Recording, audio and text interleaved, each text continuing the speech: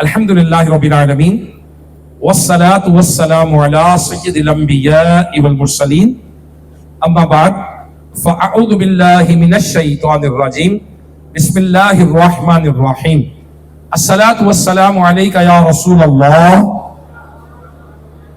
وعلی آلک واصحابک یا حبیب اللہ الصلاة والسلام علیکہ یا نبی اللہ وَعَلَىٰ آلِكَ وَصُحَابِكَ يَا نور اللہ۔ اللہ کے سب سے آخری نبی محمد عربی صلی اللہ تعالی علیہ وآلہ وسلم کا فرمان عالی شان ہے، جسے یہ پسند ہو کہ اللہ کی بارگاہ میں پیش ہوتے وقت اللہ پاک اس سے راضی ہو، اسے چاہیے کہ مجھ پر کثرت سے درود پڑھے۔ صلو علی الحبیب صلی اللہ تعالی علی محمد وعلی آلہ وصحبہ وبارک وسلم۔ صلاۃ و سلام علیکہ یا سیدی یا رسول اللہ صلی اللہ تعالی علیہ وآلہ وسلم۔ آج تذکرہ کریں گے حضرت ابراہیم علیہ السلام۔ اللہ کے نبی ہیں اور حضور صلی اللہ تعالی علیہ وآلہ وسلم کے بعد تمام انبیاء کرام علیہم السلام میں جن کا مقام ہے وہ ہیں حضرت ابراہیم علیہ السلام۔ حضرت ابراہیم علیہ السلام کے بعد جن کا مقام ہے موسیٰ علیہ السلام، ان کے بعد حضرت عیسیٰ علیہ السلام، اور ان کے بعد پھر حضرت نوح علیہ السلام۔ تو 5 اولو العزم رسول ہیں جو بہت بلند ہمت والے ہیں۔ نبی پاک صلی اللہ علیہ وسلم کے بعد جن کا نمبر آتا ہے وہ ابراہیم علیہ السلام۔ تو آج چونکہ جامعۃ المدینہ سادوکی کے تحت دعوت اسلامی کا سنت و برا اجتماع ہے، تو ابراہیم علیہ السلام کا تذکرہ کریں گے۔ ابراہیم یہ سریانی زبان کا لفظ ہے اور اس کے معنی ہے مہربان باپ۔ مہربان باپ، چونکہ آپ بچوں پر بڑے مہربان تھے، نیز مہمان نوازی اور رحم و کرم میں آپ بڑے مشہور تھے، اس لیے آپ کو ابراہیم کہا جاتا ہے۔ بعض لوگوں نے کہا کہ ابراہیم اصل میں ابرم ہے، جس کے معنی ہے بزرگ، چونکہ آپ بہت سے انبیاء کرام علیہ السلام کے والد ہیں اور سارے دینوں میں آپ کو عزت، حتیٰ کہ مشرکین عرب بھی آپ کی عظمت کا خیال کرتے تھے، اس لیے آپ کا نام ابراہیم ہوا۔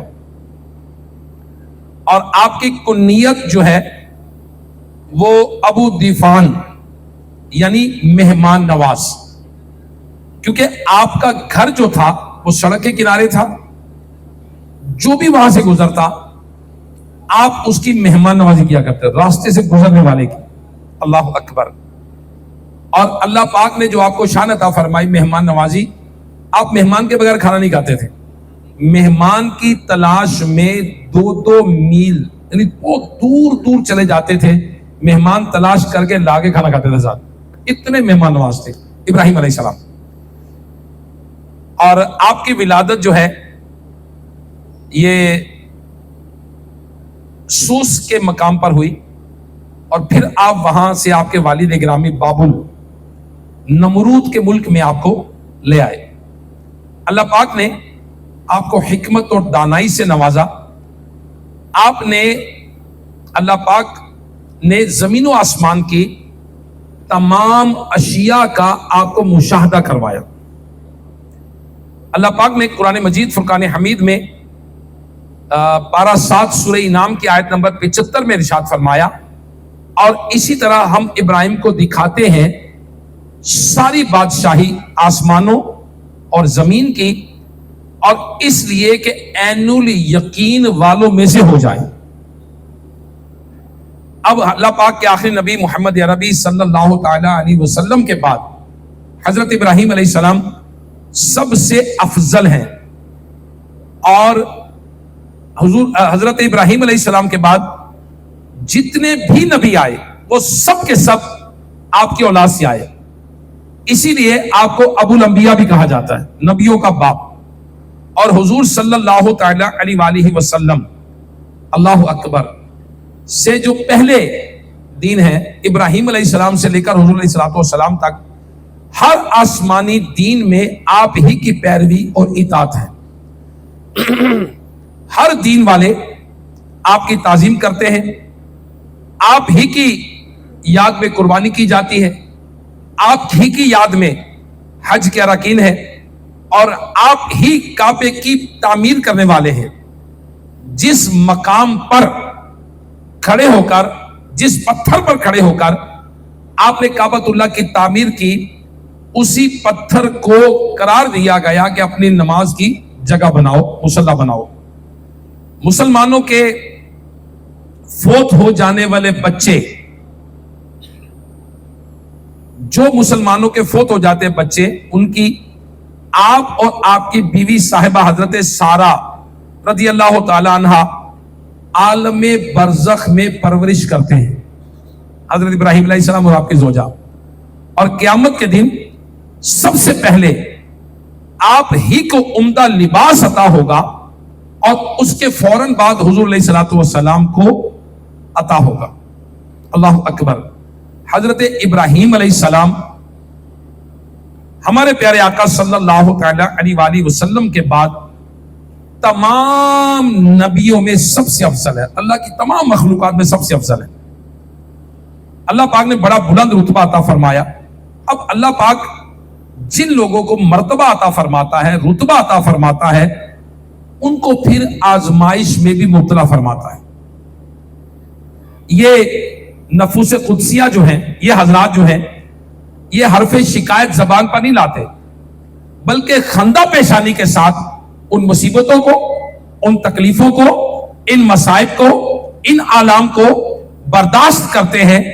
اللہ پاک نے حضرت ابراہیم علیہ السلام کو کن کن چیزوں سے آزمایا، آج ہم ان کو ضرور دیکھیں گے، اور اللہ پاک نے جو اپنے نبی سے امتحان لیے ان کے بھی ذکر کریں گے، اور پھر کس طرح آپ ان امتحانات میں کامیاب ہوئے۔ چونکہ ہم نے بھی لائف گزارنی ہے، ہم بھی زندگی گزارتے ہیں، اور دنیا آزمائش ہے، دنیا امتحان گاہ ہے۔ رزلٹ تو آخر میں اناؤنس ہوگا نا، بعد میں اناؤنس ہوگا۔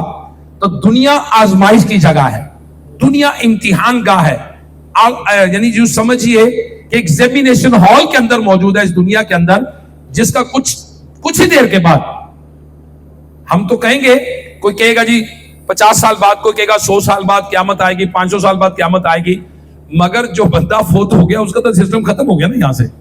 اب فوت کب ہونا ہے کوئی پتہ نہیں، وہ کل بھی ہو سکتا ہے، آج بھی ہو سکتا ہے، ابھی بھی ہو سکتا ہے، کچھ عرصے بعد بھی ہو سکتا ہے، سال بعد، 2 سال بعد۔ بالآخر جب زندگی کے اتنے سال ریپڈلی گزر گئے، تیزی کے ساتھ گزر گئے، اب بقیہ وقت کتنی دیر میں لگتی ہے؟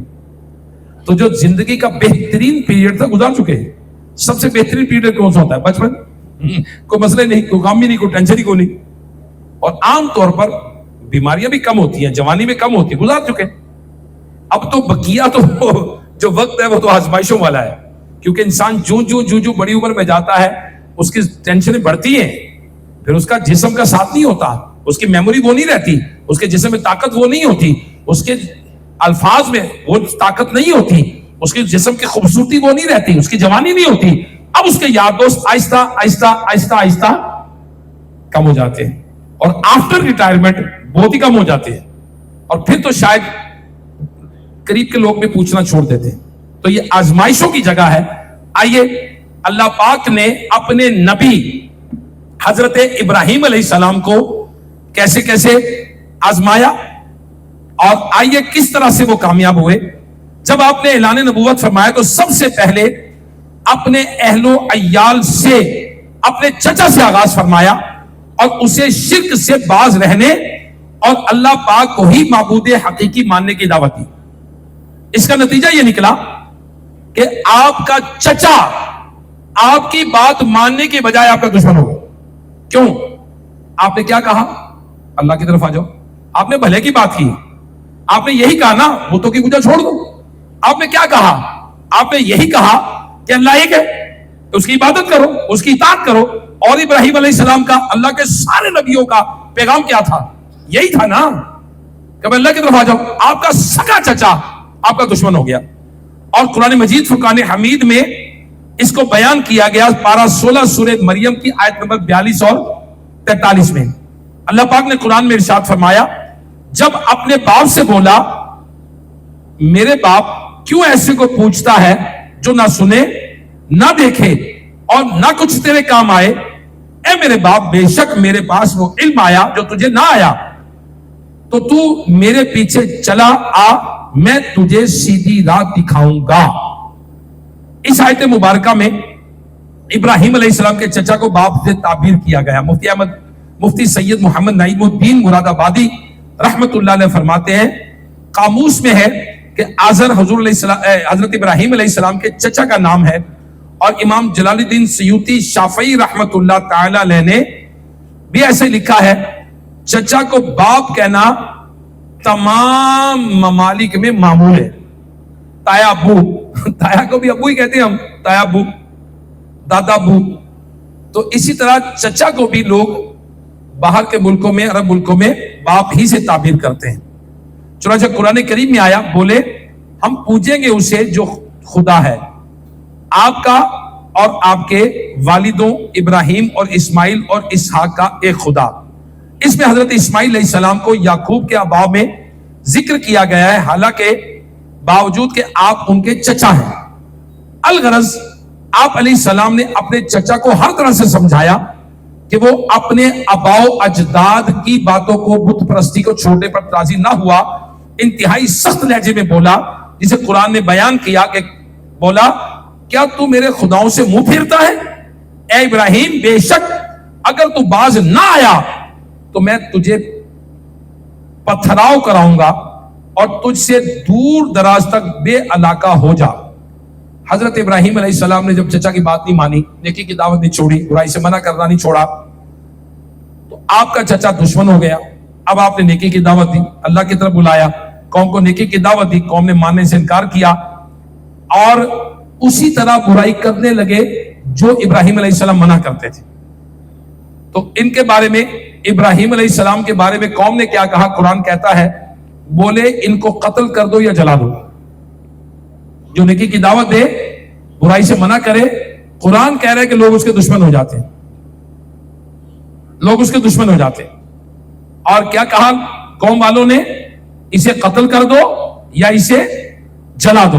مفتی نعیم الدین مراد آبادی رحمت اللہ علیہ فرماتے ہیں کہ نمرود اور آپ کی قوم کو قوم آپ کو جلا ڈالنے پر متفق ہو گئی اور انہوں نے آپ علیہ السلام کو ایک مکان میں قید کر دیا اور ایک عمارت بنائی.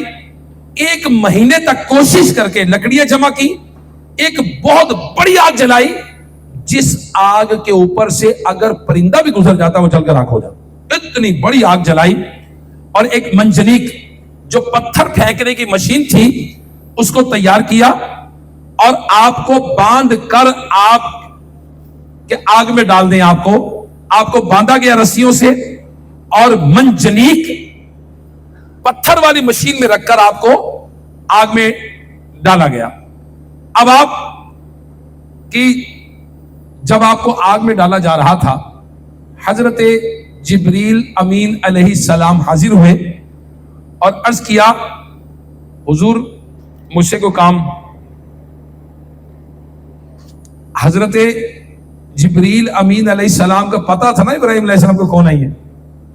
یہ پر مارے آگ بجھ جائے، یہ اشارہ کرے تو سارے کافر مر جائے، یہ اشارہ کرے تو جو چاہے ہو جائے. جبریل امین علیہ السلام کو طاقت دی نا اللہ نے، لیکن جبریل امین علیہ السلام آپ ہاتھ رسیاں باندھی ہے، آگ جل رہی ہے، ابراہیم علیہ السلام کو منجنیق میں ڈال کر آگ میں ڈالا جا رہا ہے، آگ میں ڈالا جا رہا ہے. جبریل امین علیہ السلام آتے ہیں، حضور مجھ سے کوئی کام. آپ نے ارشاد فرمایا نہیں تم سے کوئی کام نہیں، کوئی کام نہیں. انہوں نے کہا اچھا اپنے رب سے کہہ دیں، میں رب کو پیغام دے دیتا ہوں نا، اپنے رب سے کہیں بھئی آپ آگ میں جا رہے ہیں، ہاتھ باندھے ہوئے ہیں، آگ جل رہی ہے، رب سے کہہ دیں. آپ نے کیا ارشاد فرمایا؟ آپ نے ارشاد فرمایا سوال کرنے سے اس کا میرے حال کو جاننا میرے لیے کفایت کرتا ہے. یعنی میرے رب کو پتا ہے کہ اس کا خلیل آگ میں جا رہا ہے، اس کو پتا ہے. آپ نے کچھ بھی نہیں کہا. ہم کہتے ہیں یا اللہ بچا لائے. یہ بھی تو زبان پر ہے نا اللہ سے سوال. ابراہیم علیہ السلام نے حضرت جبریل علیہ السلام کو کہا میرا رب جانتا ہے, میرا رب جانتا ہے کہ اس کا خلیل آگ میں جا رہا ہے. اب جب آگ میں ڈال دیا گیا تو اللہ پاک کی طرف سے حکم ہو گیا 17ویں پارے سورہ انبیاء کی آیت نمبر 69 میں, اے آگ ہو جا ٹھنڈی اور سلامتی ابراہیم پر. تو آگ نے سوائے رسیوں کے کچھ نہ جلایا اور آگ کی گرمی زائل ہو گئی اور روشنی باقی رہی. اب میرے پیارے اسلامی بھائی جو آج تشریف فرما ہے, آزمائش جو ہے نا دنیا میں جو آزمائشیں آتی ہیں یہ نبیوں کا طریقہ ہے, یہ نبیوں بھی آتی تھی. ابراہیم علیہ السلام نے کتنے نیکی کی دعوت دینے میں ہمت کی, حوصلہ کیا, استقامت, صبر سے کام لیا. پہلے گھر والے دشمن ہوئے, پھر قبیلے والے دشمن ہوئے, پھر شہر والے دشمن ہوئے, پھر آپ نے نیکی کی دعوت جب آپ کو آگ میں پھینکا گیا تو پھر بھی آپ نے کیا کیا؟ صبر کیا. اللہ اکبر. یہ آزمائشیں جو دنیا میں آتی ہیں تو یہ انبیاء کرام علیہ السلام پر بھی آئیں. اب آزمائشیں دو طرح کی ہیں. ایک تو دعوت اسلامی کے مبلغین موجود ہیں, علماء موجود ہیں, یہاں ماشاءاللہ صاحب علم لوگ موجود ہیں جو نیکی کی دعوت دیتے ہیں, ان کو نیکی کی دعوت کی راہ میں تکلیفیں آتی ہیں. اور ایک یہ جو پروفیشنلز موجود ہیں, ڈاکٹرز موجود ہیں, بزنس مین موجود ہیں, عام لیمن موجود ہیں, ان کو بچوں کی آزمائشیں آ جاتی ہیں, ان کو بیماری آ جاتی ہے, ان کو قرضے کی مسئلہ آ جاتا ہے, ان کے ساتھ فراڈ ہو جاتا ہے, ان کے ساتھ حادثہ ہو جاتا ہے, ان کے ساتھ کوئی بھی آزمائش آتی ہے. تو بندوں کو آزمانا یہ تو اللہ پاک نبیوں کے ساتھ بھی کرتا ہے. اللہ اکبر. بندے آزمائے جاتے ہیں. بندوں کو کیا چاہیے؟ بندوں کو چاہیے صبر کریں. بندوں کو کیا چاہیے؟ صبر کر کے اپنے آپ کو ثابت قدمی کے ساتھ ثابت کریں. کیا بیماری آ گئی, صبر کریں. حدیث پاک میں آیا کہ جسے بخار آیا اس ساری رات بخار رہا, صبح تک اللہ پاک کی رضا پر راضی رہا, اللہ پاک صبح تک اس کے سارے گناہ معاف فرما دے. حتیٰ کہ سر میں درد ہوا, گناہ معاف, پٹھے پہ پٹھا چڑھ گیا. حضرت عائشہ صدیقہ طیبہ طاہرہ رضی اللہ عنہ فرماتی ہے کہ اگر حضور علیہ السلام نے فرمایا کہ اگر کسی کی نٹس پہ نس چڑھ جائے, یہ جو ہماری بازو کا کیا مسل پل ہو جاتا ہے ٹانگ پہ پنڈلی کے اندر, فرمایا اگر کسی کی نس پہ نس چڑھ جائے اللہ پاک اس مصیبت کی وجہ سے ایک نیکی عطا فرماتا ہے, ایک گناہ معاف فرماتا ہے, ایک درجہ بلند کرتا ہے. تو بندہ ثواب کی طرف اجر کی طرف رکھے, ثواب. مصیبتوں کی طرف ٹھیک ہے آئی, وہ تو نبیوں پہ بھی آئی ہیں, وہ تو انبیاء پہ بھی آئی ہیں, اللہ پاک کے سب سے مقرب بندے جو نبی ہوتے ہیں ان پہ بھی آئی ہیں آزمائش. اب ابراہیم علیہ السلام دیکھیں, ایک طرح سے تو آزمائے نہیں گئے, پتہ نہیں کتنی طرح سے آزمائے گئے. ایک میں نے بیان کیا کہ جب آگ میں ڈال دیا گیا آزمائے گئے. آپ نے کہا میرے رب کو پتا ہے, اس کو پتا ہے ابراہیم آگ میں جا رہا ہے. اللہ پاک نے خود انتظام کیا ٹھنڈی ہو جائے سلامتی والی ابراہیم کے لیے, آگ ٹھنڈی ہو گئی. اچھا اس کے بعد دیکھیں جو مصیبت پر صبر کرے اس کے لیے اللہ کے آخری نبی محمد عربی صلی اللہ علیہ وسلم نے کیا فرمایا, جس نے مصیبت پر صبر کیا یہاں تک کہ اس مصیبت کو اچھے صبر کے ساتھ لوٹا دیا تو اللہ پاک اس کے لیے 300 درجات لکھے گا اور ہر درجے کے درمیان زمین و آسمان کا فاصلہ ہو. بیماری آ گئی صبر کریں, کسی نے بے عزتی کر دی صبر کریں, کہیں نوکری چلی گئی صبر کریں, کوئی مسئلہ آ گیا صبر کریں, مالک مکان نے کچھ کہہ دیا کرایہ دار ہے کوئی بات نہیں صبر کریں, کسی نے ٹریفک میں چلتے ہوئے کوئی کام ہو گیا صبر کریں. اللہ پاک کے آخری نبی محمد عربی صلی اللہ تعالی علیہ وسلم نے فرمایا اللہ پاک بندے کو تکلیف میں مبتلا رکھتا ہے یہاں تک کہ وہ تکلیف اس کے سارے گناہ مٹا دیتی, سارے گناہ مٹا دیتی. تکلیف آئی صبر کریں, صبر کریں. کیوں؟ گناہ معاف ہو رہے ہیں. اللہ کے سچے نبی نے فرمایا اور اللہ پاک ہمیں ان حدیث مبارکہ کو سننے سمجھنے عمل کرنے کی توفیق عطا فرمائے. بعض اوقات جامعۃ المدینہ کے طلبہ بھی ہوتے ہیں, کوئی دھتکار دیتا ہے, کوئی منع کر دیتا ہے, لوگ باتیں کرتے ہیں تم دین پڑھ رہے ہو, تم آگے جا کے کیا کرو گے, تمہارا مستقبل کیا ہے, تمہارا یوں کیوں. بھائی مستقبل آپ نے دینا ہے, میرے رب کو پتا ہے بندہ میرا دین کے لیے میرا بندہ میرے لیے میرا دین پڑھ رہا ہے. بھائی آپ نے کیا کرنا ہے, آپ تو باتیں کرنی ہے, رزق مجھے رب نے دینا ہے, رزاق تو وہ ہے. اس نے کہا قرآن مجید فرقان حمید میں کہ روئے زمین پر چلنے والا کوئی جاندار ایسا نہیں ہے جس کا رزق اللہ کے ذمہ کرم پر نہ ہو، نہیں تو مجھے اپنے دن ہے۔ اسی طرح سے جب حضرت ابراہیم علیہ السلام کی زوجہ حضرت ہاجرہ رضی اللہ تعالی عنہا کے بطن سے اسماعیل علیہ السلام پیدا ہوئے تو ابراہیم علیہ السلام پر وحی آئی کہ آپ حضرت ہاجرہ اور اسماعیل کو اس جگہ چھوڑائیں جہاں بے رونق میدان، خشک پہاڑوں کے سوا کچھ بھی نہیں ہے۔ اللہ کے نبی پر وحی آئی، بیٹا پیدا ہوا ہے، کہاں چھوڑائیں جا کر بیوی بچے کو؟ جہاں کوئی درخت نہیں ہے، جہاں کوئی پانی نہیں ہے، جنگل ہے، پہاڑ ہے، وہاں چھوڑائیں جا کر۔ حضرت ابراہیم علیہ السلام نے حضرت ہاجرہ اور حضرت اسماعیل علیہ السلام کو ساتھ لیا اور جس جگہ آج کعبہ معظمہ ہے وہاں چلے گئے۔ کوئی آبادی نہیں ہے، کوئی پانی کا چشمہ نہیں ہے، دور دور تک آدمی نہیں ہے، ایک توشہ جان یعنی ایک یوں سمجھیے کہ ٹفن جس میں کچھ کھجورے اور ایک مشک میں پانی رکھا، ان کو چھوڑا، بچے کو، بیوی کو، روانہ ہو گئے۔ اچھا، جب حضرت ہاجرہ رضی اللہ عنہ نے فریاد کی، اے اللہ کے نبی، اس سنسان بیابان میں نہ کوئی مونس، نہ کوئی ہمدرد، آپ ہمیں بے یار و مددگار کہاں چھوڑ کے جا رہے ہیں؟ کئی بار حضرت ہاجرہ نے آپ کو پکارا مگر آپ نے کوئی جواب نہیں دیا۔ آخر میں حضرت ہاجرہ نے پوچھا کہ آپ اتنا فرما دیجئے کہ آپ اپنی مرضی سے چھوڑ کے جا رہے ہیں یا اللہ کو حکم سے چھوڑ کے جا رہے ہیں؟ زوجہ نے سوال کیا اللہ کے نبی سے۔ آپ نے فرمایا میں ایسا اللہ پاک کے حکم سے کر رہا ہوں، اللہ کے حکم سے، وہی آئیے۔ یہ سن کر حضرت ہاجرہ نے کہا اب آپ جائیے، مجھے یقین کامل ہے، پورا اطمینان ہے کہ اللہ پاک مجھے اور میرے بچے کو ضائع نہیں فرمائے گا۔ چند دنوں میں کھجورے اور پانی ختم ہو گیا۔ حضرت ہاجرہ رضی اللہ تعالیٰ بھوک پیاس کا غلبہ ہوا، دودھ خشک ہو گیا ماں کے، اور اب بچہ رو رہا ہے، اسماعیل علیہ السلام رو رہے ہیں، اور حضرت ہاجرہ نے پانی کے جستجو میں صفا مروا کے 7 چکر لگائے، کوئی پانی نظر نہیں آیا۔ اسماعیل علیہ السلام سے پیاس کی وجہ سے رو رہے ہیں، ایڑیاں پٹک رہے ہیں، اور اسی وقت جبریل امین علیہ السلام ایڑیاں جہاں مار رہے تھے پر مارا اور زم پانی آ گیا۔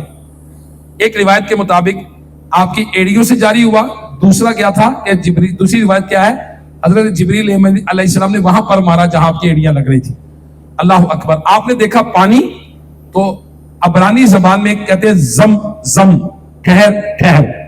اب حضرت ہاجرہ نے کیا فرمایا، اس پانی کو چشمہ دیکھا تو وہ جلدی سے آئی، صفا مروا پہ پانی تلاش کر رہی تھی، اوپر پہاڑوں سے کہیں پانی نظر آ جائے، بچہ رو رہا ہے۔ تو اب جب دیکھا تو اس کو پانی کو دیکھا تو ایسے کر کے اس کو فرمایا زم زم، ٹھہر ٹھہر۔ اس کا نام کیا ہو گیا؟ زمزم۔ اس کا نام ایسا زمزم ہے کہ آج ہزاروں لیٹر پر سیکنڈ اس کی ہے، لیکن کوئی کمی نہیں ہے۔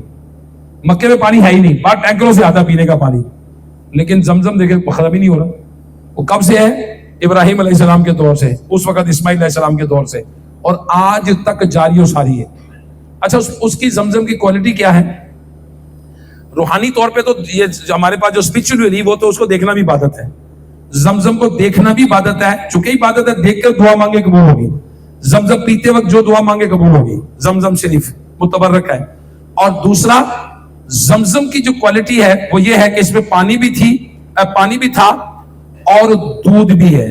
اس کے اندر روٹی کی بھی خصوصیت ہے، یعنی عام پانی اگر کوئی پیے گا عام تو وہ کمزور ہو جائے گا، کس وجہ سے؟ کھانا نہیں کھا رہا۔ لیکن اگر کوئی صرف زمزم پیے کمزور نہیں ہوگا، کیونکہ اس میں جو غذائی اجزاء ہیں وہ پانی کے بھی اور کھانے کے بھی ہیں۔ اب اسماعیل علیہ السلام اور حضرت ہاجرہ کس پر، حضرت اسماعیل علیہ السلام کس پانی پہ گرو کیے؟ زمزم پر۔ زمزم میں پانی بھی تھا، کھانا بھی تھا۔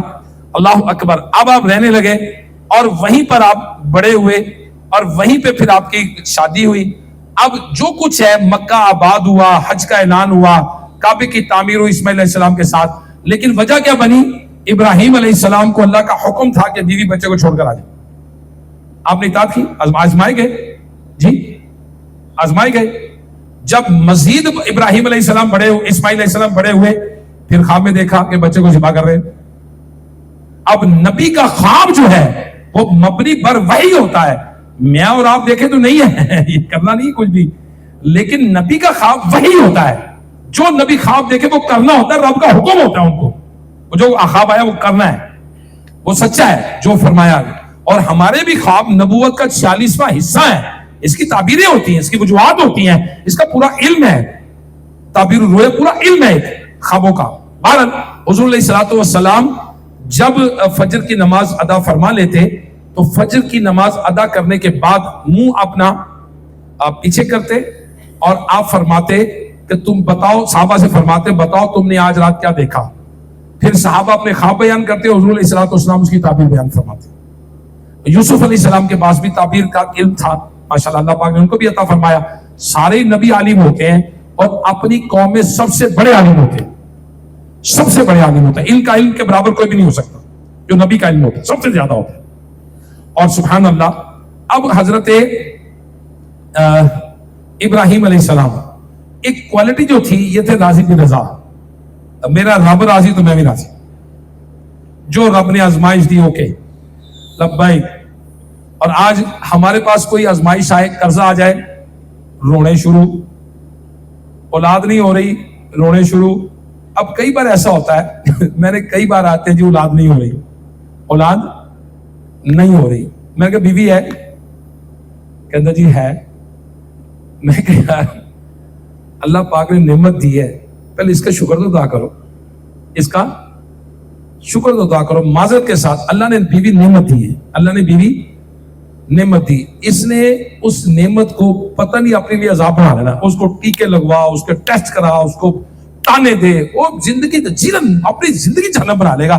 کوئی اولاد نہیں ہو رہی، اولاد نہیں ہو رہی، اور بھائی نہیں ہو رہی صبر کرو یار، اللہ پاک نے قرآن میں ارشاد فرمایا، بیوی کا کیا قصور ہے؟ اللہ پاک نے قرآن میں ارشاد فرمایا ہے کہ وہ جس کو چاہتا ہے بیٹے دیتا ہے، جس کو چاہتا ہے بیٹیاں دیتا ہے، جس کو چاہتا ہے دونوں دیتا ہے، اور جس کو چاہتا ہے باز رکھتا ہے، قرآن مجید میں ہے، اللہ کی مرضی ہے۔ اب ٹیکے لا لا لا لا لا کے اوپر مطلب نہیں ہو رہی اولاد، مثال کے طور پہ تو بھی اللہ نے بیوی دی، اس کو تو انجوائے کرو۔ میں ایک مثال دیتا ہوں، آپ سے مثال دیتا ہوں، ابھی اجتماع ہو رہا ہے، اجتماع کے بعد دال آ گئی، یہیں کھانے میں چکن نہیں آئے گا، کیا آئے گی؟ دال۔ او کر لو دی اے مولوی صاحب کا کام دیکھو، 1.5 گھنٹہ بٹھایا، اخیر تک کیا آیا؟ دال۔ اب چکن، اچھا بندہ ویٹ کرے گا نا کہ شاید ویٹر دوسری ڈش لے آئے یا تیسری ڈش لے آئے، شاید ابھی چکن آ جائے، نہیں آئی، وہ کہے گا اچھا کی یار ہے، چلو یار گل نہیں کرنا، لیکن دال آ گئی۔ اب مثال کے طور پر ایک صابر و شاکر شخص کے پاس دال آ گئی، میں نہیں دیتا، میں صابر و شاکر اللہ مجھے بنائے، مثال ہے مجھے دال آ گئی، او میں نے کہا سبحان اللہ، پروٹین کا مجموعہ۔ ہاں میں گیا تھا ادھر، ترکی گیا تھا، تو حضرت ابو ایوب انصاری رضی اللہ عنہ کے مزار کے بعد لینٹر سوپ ملتا ہے، لینٹر تو ہوتے دال کا سوپ ہے، تو لینٹر سوپ تو بڑا مہنگا ملتا ہے، یہ تو ہزاروں روپے کا پیالہ دیتے ہیں وہ، تو لینٹر مل گئی مجھے، دال مل گئی، اور دال کے اندر تو بڑے اچھے پروٹینز ہوتے ہیں، تو دال میں دال تو انجوائے کروں، گوشت جب ملے گا، جو گوشت کے انتظار میں وہ دال کے مزے سے بھی گیا، اسے دال کو بھی انجوائے نہیں کیا، وہ تو مزے کیا اس کا، گوشت کے انتظار میں ہے، نہیں گوشت بھی نہیں ملا، دال کا مزہ بھی گیا۔ میں ایک مثال دیتا ہوں، اللہ پاک نے نعمتیں دی ہیں، جو نعمتیں جتنی دی ہیں اس کو انجوائے کریں، اس کو انجوائے کریں، شکر ادا کریں۔ اللہ پاک نے قرآن میں، اللہ پاک نے ارشاد فرمایا تو میری نعمتوں کا شکر کرو میں تمہیں اور دوں گا، میں تمہیں اور دوں گا۔ بندہ ناشکری کرتا ہے، نہیں جی بیٹا نہیں گا، وہ بیٹیاں یار، یہ حدیث پاک میں آیا جس کی 2 بیٹیاں ہوئیں، وہ اس نے پرورش کی، نکاح کر دیا، یہ 2 بیٹیاں کل بروز قیامت جہنم کی آگ سے ڈال بنے گی، اس کے لیے انجوائے کرو، اللہ پاک نے نعمت دی ہے۔ انہیں جی اپنا گھر نہیں گا، وہ بھائی کرایہ دے گا، شکر کرو۔ دنیا میں 1 ارب انسان ایسے ہیں جن کے پاس گھر ہے، 7 ارب کے پاس اپنا گھر نہیں، 7 ارب انسان ہے، میں کلا کوئی؟ دنیا میں 1 ارب لوگوں کے پاس گھر ہے، 7 ارب لوگوں کا اپنا گھر نہیں، تو میں ان 7 ارب میں نہیں ہے میرے پاس، ٹھیک کوئی بات نہیں، زندہ ہوں نا، تندرست ہوں نا، کوئی بات نہیں۔ حضور علیہ الصلوۃ، آپ بتائیے اللہ کے نبیوں نے کتنے گھر بنائے، کتنی جائیدادیں بنائی؟ توجہ ادھر کریں نا، توجہ ڈیفنس کی طرف تو نہ رکھیں، ہم توجہ بیلنس اکاؤنٹ کی طرف تو نہ رکھیں ہم اللہ کی نعمتوں کی طرف دیکھیں نا، جو نعمتیں اللہ نے دی ہے اس کو انجوائے کریں، جو نہیں دی وہ مالک ہے، وہ خالق ہے، جس کے لیے جو چاہتا ہے، اس نے جس کو دیا اس کا انصاف ہے، جس کو نہیں دیا یہ بھی اس کا انصاف ہے. یہ بہتر سمجھتا ہے، وہ رب ہے، وہ مالک ہے، وہ خالق ہے. جس کو جو دینا تھا اس نے دیا، یہ اس کا انصاف ہے. یہ تو اس لیے مانگنا ضرور ہے. اس نے قرآن میں فرمایا کہ مجھ سے مانگو میں تمہیں دوں گا. ہاں، رونا نہیں ہے کہ جو میں تو مانگنا پیا، میں تو نماز بھی پڑھنا، میں تو یہ بھی پکڑنا. ہماری نماز کیسی ہے؟ دعائے قنوت سنائی جائے، اگر کوئی قرآن سنا جائے تو مشکل ہو جائے گی ہمیں. ہم کہتے ہیں نمازیں پڑھتے ہیں، دعائیں مانگتے ہیں. تو لہٰذا اگر اللہ پاک نے کوئی موقع دیا ہے،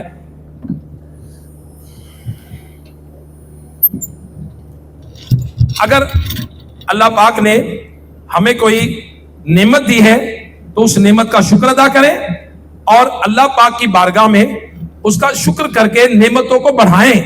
اللہ پاک نے جو نعمتیں دی ہیں ان نعمتوں کا شکر ادا کریں. اور اگر کوئی آزمائش آئی تو اس پر کوئی بھی پریشانی کا مظاہرہ نہ کریں، اللہ پاک کا شکر ادا کریں. تعلیم کے دوران جامعۃ المدینہ کے طلبہ ہیں، تعلیم کے دوران کوئی رکاوٹ آئی، نو پرابلم. کوئی پریشانی آ گئی، نو پرابلم. اللہ پاک کی طرف سے آزمائش اپنے مقرب بندوں کو ہی آتی ہے. تو اللہ پاک کی طرف سے آزمائش اپنے بندوں کو ہی آتی ہے. تو لہٰذا بہت بہتر ہے کہ ہم اللہ پاک کی طرف سے آنے والی آزمائشوں پر صبر کریں اور اللہ پاک نے جو نعمتیں دی ہیں وہ انجوائے کریں. اب میں ایک بات کہوں گا، آسٹریلیا بر اعظم میں پورا ایک ملک بھی ہے اور بر اعظم بھی ہے. آسٹریلیا کے اندر خرگوش نہیں تھے، خرگوش نہیں تھے. انہوں کو اتنا خوبصورت آسٹریلیا ہے، او سمندر گرین، او اتنا خوبصورت ہمارا ملک ہے آسٹریلیا، یعنی خرگوش نہیں ہے ہمارے پاس. انہوں نے کہا جی خرگوش امپورٹ کریں. انہوں نے چند ہزار خرگوش جو تھے وہ امپورٹ کیے. نکالو یار، کوئی اور کوئی نکالو، کوئی اور دیکھیں. انہوں نے چند ہزار جو امپورٹ ہیں، جو خرگوش ہے وہ امپورٹ کیے. جب امپورٹ کیے تو خرگوش کی کوالٹی کیا ہے، یہ ہر مہینے بچے دیتی. فیمیل جو ہے اس کی وہ ہر مہینے بچے دیتی. ان کی گروتھ ہوئی. اب چونکہ جنگلات زیادہ تھے، چونکہ زرعی زمین زیادہ تھی، چونکہ خوبصورتی آبادی کم ہے وہاں، تو خرگوشوں نے تو گروتھ جو کی، جو مزے ہو گئے ان کے. تو انہوں نے تو سوراخ بنایا، تو بل بنائے، تو کھیتوں کے اندر، تو گھروں کے اندر، تو جنگل، کروڑوں کی تعداد میں ہو گئے، کروڑوں کی تعداد میں. انہوں نے کہا یہ کیا کیا انہوں نے، یہ تو تباہی پھیر دی انہوں نے کروڑوں خرگوش مار دیے آسٹریلینز نے. وہ پھر گرو کر گئے. 7-8 سال کے بعد خرگوش ہی خرگوش آسٹریلیا میں ہو.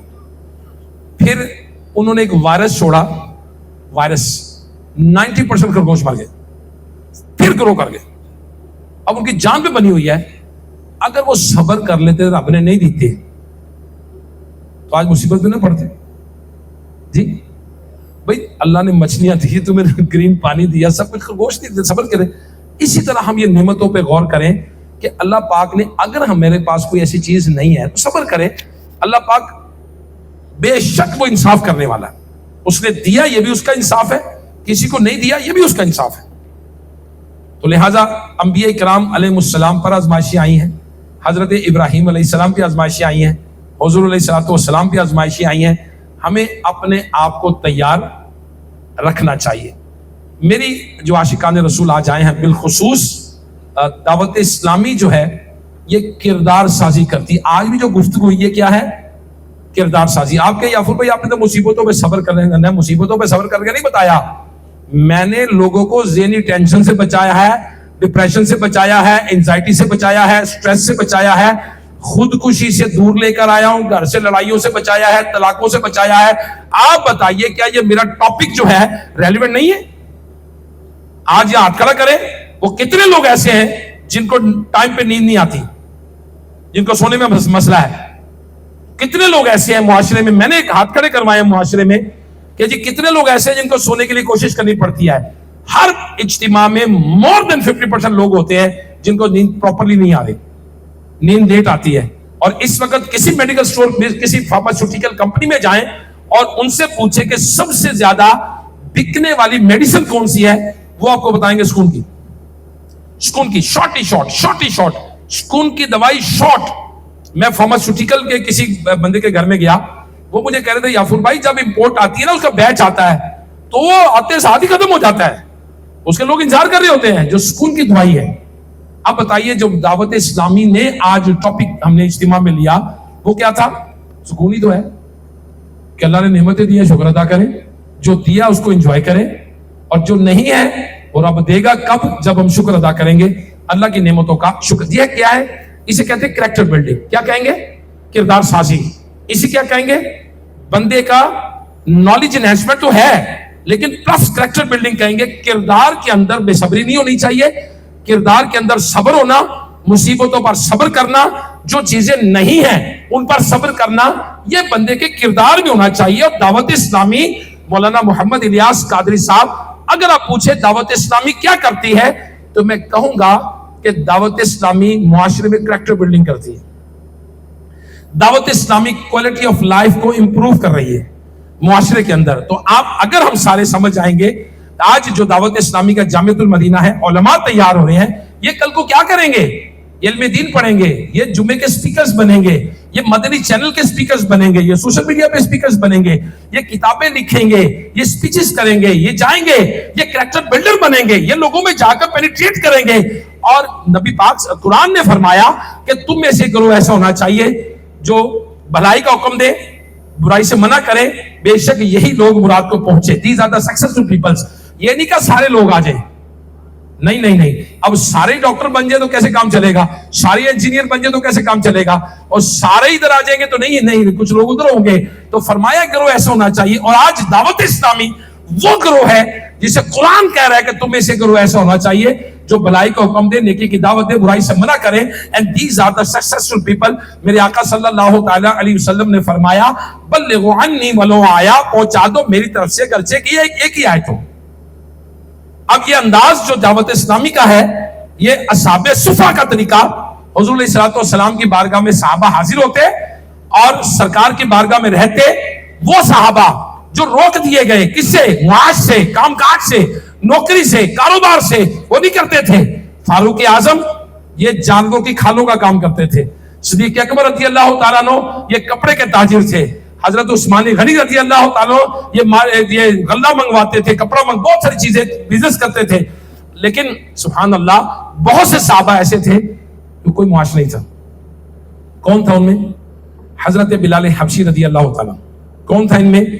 حضرت ابو ہریرہ رضی اللہ تعالیٰ. کون تھا ان میں؟ حضرت عبادہ بن صامت رضی اللہ تعالیٰ. کون تھے؟ حضرت صہیب رومی رحمت اللہ تعالیٰ رضی اللہ تعالیٰ. کون تھے؟ حضرت سلمان فارسی رضی اللہ تعالیٰ, جن کے مشورے پر مسلمانوں نے جنگ خندق لڑی تھی. تو وہ جید صحابہ, پہلے تعداد 70 تھی, پھر 400 ہو گئی. اور یہ وہ لوگ تھے جو حضور علیہ الصلوۃ والسلام کی بارگاہ میں رہ کر علم حاصل کرتے تھے, اور ان کی کفالت زکوٰۃ, خیرات, صدقات سے ہوتی تھی. اور ان کے کفیل حضور علیہ الصلوۃ والسلام اس وقت اس کو مینج فرماتے تھے, صحابہ کو موٹیویٹ کرتے تھے. قرآن پاک کی آیتیں آتی ان کے لیے دو, اور نبی علیہ الصلوۃ والسلام ارشاد فرماتے زکوٰۃ, خیرات, صدقات سے ان صحابہ کو پیش کیا جاتا کھانا پینا اور سب کچھ چیزیں. اور یہ سسٹم, یہ جو مدارس کا سسٹم ہے, یہ حضور علیہ الصلوۃ والسلام کے دور سے علم دین کا سسٹم ہے. کیونکہ چند لوگ وہ جو تھے روک لیے گئے, وہ بزنس نہیں کرتے تھے, وہ کاروبار نہیں کرتے تھے. وہ جب بھی نیکی کی دعوت دینی ہوتی, جہاں کہیں نیکی کی دعوت دینی ہوتی, حضور علیہ الصلوۃ والسلام انہی صحابہ میں سے ان کو بھیجا کرتے تھے. تو میری ریکویسٹ ہے کہ دعوت اسلامی آج نہ صرف پاکستان بلکہ دنیا کے 100 ملکوں میں اپنا آرگنائزیشن سٹرکچر بنا چکی ہے. آج دعوت اسلامی مسلمانوں کے بچوں کو نیک بنا رہی ہے, دعوت اسلامی حافظ قرآن بنا رہی ہے, مبلغ اسلام بنا رہی ہے. آج جس چیز کی کمی محسوس ہو رہی تھی وہ نیکی کی دعوت دینے والے, برائی سے روکنے والے, کیونکہ قرآن کہہ رہا ہے کہ تمہیں سے کرو ہونا چاہیے.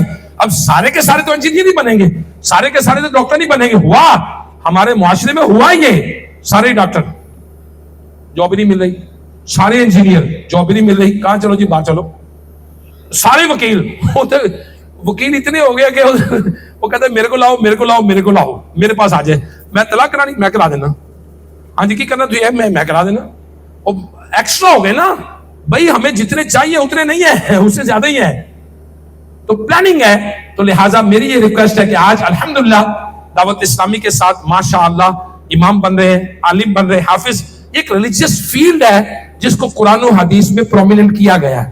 باقی ذریعہ معاش تو ٹھیک ہے, جو کماتے ہیں اللہ پاک نے فرمایا کہ جاؤ زمین میں پھیل جاؤ اور اپنا اللہ کا فضل تلاش کرو, رزق کماؤ. رزق کمانا تو واجب ہے اپنے بیوی بچوں کے لیے, ماں باپ کے لیے, خود کسی کے ہاتھ نہ پھیلائیں. مگر ایک گروہ ایسا ہونا چاہیے جو نیکی کی دعوت دے. ایک گروہ, وہ گروہ ہے یہ دیکھیں ادھر تشریف فرما ہے. میری ریکویسٹ ہے کہ ان کا کھانا پینا رہائش کس کے ذمہ؟ اصحاب صفہ کے پاس جو تھے اس کا کھانا پینا رہائش تو سرکار کی بارگاہ میں, آقا کی بارگاہ میں حاضر تھے. سرکار تو ہمیں بھی کھلاتے پلاتے وہی ہیں کہ فرمایا اللہ دیتا ہے میں تقسیم کرتا ہوں, انا قاسم. سرکار مدینہ علیہ الصلوۃ والسلام تو ہمیں عطا فرماؤنی کے صدقے سے ملتا ہے, ساری کائنات انہی کا صدقہ بڑھتا ہے, عزت انہی کے صدقے بڑھتی ہے. لیکن بظاہر جو ہے, جو حضرت داتا صاحب رحمت اللہ تعالی علیہ جس مدرسے میں پڑھے وہ سلطان محمود غزنوی رحمت اللہ تعالی نے بنوایا تھا, اور اس کا کفیل کون تھا؟ سلطان محمود غزنوی رحمت اللہ تعالی علیہ. سبحان اللہ. اس وقت جو سلطان تھے وہ ادارے بناتے تھے, ایجوکیشن, کھانا پینا, رہائش یہ گورنمنٹ کے ذمہ ہوتی تھی, اسٹیٹ کے ذمہ ہوتی تھی, وہ لیتی تھی. ایجوکیشن ہمیشہ اسٹیٹ کے ذمہ رہی ہے. اب یہ لوگ جو ہیں جو تشریف فرما ہیں آج, اب چونکہ سسٹم لے کر چلنا ہے تو یہ لہٰذا اس کا سسٹم کس کا, اگر اسٹیٹ کے ذمہ نہیں ہے تو پھر عوام کے ذمہ, پھر عوام کو اس کو نیکی کی دعوت دینی. اگر عوام نہیں کرے گی تو کیا ہوگا وہ میں آپ کو بتاتا ہوں. دعوت اسلامی کا مدنی قافلہ کینیڈا گیا, کینیڈا, اور کینیڈا کے لوگ کہتے ہیں جی ہم جب شروع میں آئے تھے یہاں تو ہمارے پاس کوئی مسجد نہیں تھی, کوئی ادارہ نہیں تھا, کوئی بتانے والا نہیں تھا, کوئی عالم نہیں تھا, کوئی سمجھانے والا نہیں تھا. ہم نے ساروں نے مل کر مشورہ کیا پاکستانیوں نے. کبھی پاکستان میں تو جمعے کو چھٹی ہوتی تھی اور ہم جمعہ پڑھتے تھے, اس دور میں چھٹی تھی جمعے کی, تو یہاں اتوار کو چھٹی ہے تو ایسا کرتے ہیں کہ جمعہ ہم اتوار کو پڑھتے ہیں, چھٹی کا دن ہے نا, تو ہال کرائے پہ لے کے جمعہ اتوار کو پڑھنا شروع کر دیا انہوں. اور جب ان کو جا کر سمجھایا بتایا, اللہ کے بندے جمعہ شاعر اسلام سے ہے, یہ جمعہ کا ہی ہوگا, یہ اتوار کو نہیں ہوگا, جمعہ جمعہ کو ہی ہوتا ہے. تو پھر ان کو سمجھ آئی. لیکن جب بتانے والا کوئی نہیں ہے, سمجھانے والا کوئی نہیں, تو کیا ہوگا پھر؟ ایک پاکستانی گیا, آج کل بہت سارے لوگوں کو ہوتا ہے فورن ٹریول کروں, میں فورن ٹریول کروں. پاکستانی ایمبیسی میں گیا انگلینڈ کے اندر, لندن کے اندر. 6 ماہ بعد اس کا دوسرا دوست بھی چلا گیا. اب اس نے کہا اس سٹور میں خریداری کرنے چلیں. جب وہ سٹور میں خریداری کرنے گئے تو اس نے بھی ٹرالی لی, اس نے بھی ٹرالی لی, دونوں ٹرالی میں سامان ڈال کے آ گئے. جو بعد میں گیا اس نے دیکھا کہ پہلا جو دوست ہے اس نے 3 پیک فوڈ لی ہے جس پر بلی کی تصویر ہے, بلی کی تصویر اور 3 پیک فوڈ ہے. اس نے کہا یہ تم نے کیا لیا ہے؟ اس نے کہا یہ بلی مار کا کھانا ہے. پاکستان میں بلی مار کا اگربتی, گائے مار کا صابن, تو یہ بلی مار کا صابن کھانا لیا میں نے. اس نے کہا اللہ کے بندے یہ تو کیٹ فوڈ ہے, بلیوں کی خوراک ہے. کہتا میں تو 6 ماہ سے کھا رہا ہوں بلی مار کا کھانا. آج باہر جانا ہے ہم نے مگر سیکھنا نہیں ہے what is right and what is wrong. کون سکھائے گا؟ علماء. حلال فوڈ کون سکھائے گا؟ علماء. اس کے اندر حلال ہے, اس کے اندر حرام ہے. ملیشیا کا کیکڑے پھر رہے تھے, حرام, ناجائز. میں نے جونکیں دیکھی وہاں, ملیشیا بک رہی تھی, جونکیں بک رہی تھی, دیکھی میں نے, کیڑے مکوڑے بک رہے تھے, لوگ لے رہے تھے, کھا رہے تھے. میں نے دیکھا میں نے وہاں ملیشیا کے اندر, مسلمان ملک ہے, بہت کچھ دیکھا دنیا میں, بہت کچھ بک رہا ہوتا ہے. نہیں, رہنمائی کون کرے گا what is right and what is wrong? جی علماء. مجھے ایک بندہ کہتا ہے یافور بھائی میرے لیے دعا کر دے, میں جاپان چلا جاؤں. ان پڑھی آدمی تھا, کسی دوسرے شہر کی بات ہے, جاپان. میں کہا یار وہ تو بندر کا دماغ کھاتے ہیں, تم کیا کھاؤ گے؟ وہ تو بندر کا دماغ نکال کے کھاتے ہیں, تم کیا کھاؤ گے؟ کہتا جی میں تو میں کہا سیکھ لو نا یار, دعوت اسلامی سے آ کے سیکھ لو, یہ رہنمائی کرنے والے ہیں ہمارے.